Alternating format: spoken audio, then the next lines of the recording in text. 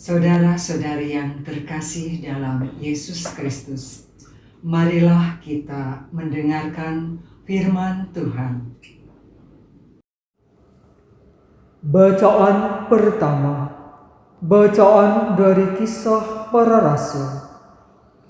Pada suatu hari Paulus dan Barnabas melanjutkan perjalanan dari Perga, lalu tiba di Antiokhia di Pisidia. Pada hari Sabat mereka pergi ke rumah ibadat, lalu duduk di situ. Setelah selesai ibadat, banyak orang Yahudi dan penganut agama Yahudi yang takut akan Allah mengikuti Paulus dan Barnabas. Kedua rasul itu lalu mengajar dan menasihati mereka supaya tetap hidup di dalam kasih karunia Allah. Pada hari Sabat berikutnya, berkumpullah hampir seluruh kota itu untuk mendengar firman Allah. Akan tetapi ketika orang Yahudi melihat orang banyak itu, penuhlah mereka dengan iri hati dan sambil menghujat, mereka membantah apa yang dikatakan Paulus. Tetapi dengan berani Paulus dan Barnabas berkata, "Memang kepada kamulah firman Allah harus diberitakan lebih dahulu. Tetapi kamu menolaknya dan menganggap dirimu tidak layak beroleh hidup yang kekal. Karena itu kami berpaling kepada bangsa-bangsa lain. Sebab inilah yang diperintahkan kepada kami.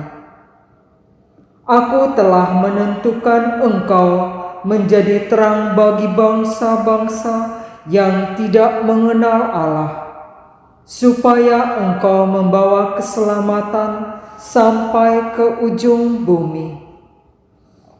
Mendengar itu, bergembiralah semua orang yang tidak mengenal Allah, dan mereka memuliakan firman Tuhan.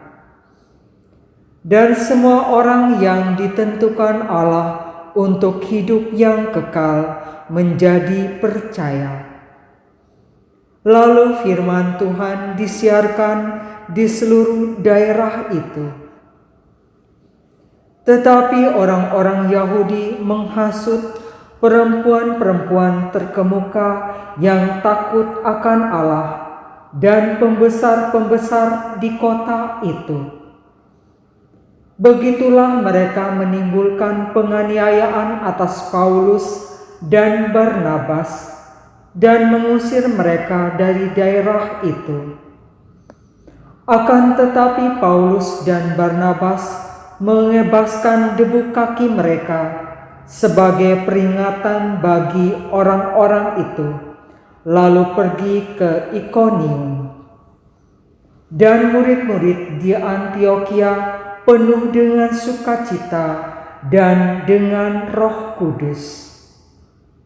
Demikianlah sabda Tuhan. Syukur kepada Allah. Bacaan kedua. Bacaan dari kitab Wahyu. Aku, Yohanes, mendapat penglihatan sebagai berikut. Nampaklah suatu kumpulan besar orang banyak yang tidak terhitung banyaknya, dari segala bangsa dan suku, kaum dan bahasa. Mereka berdiri di hadapan tahta dan di hadapan Anak Domba, memakai jubah putih dan memegang daun-daun palem di tangan mereka.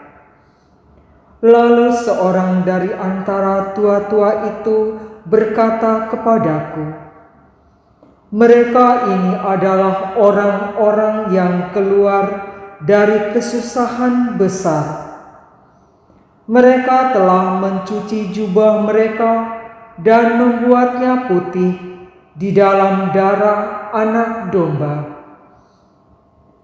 Karena itu mereka berdiri di hadapan tahta Allah dan siang malam melayani Dia di bait sucinya.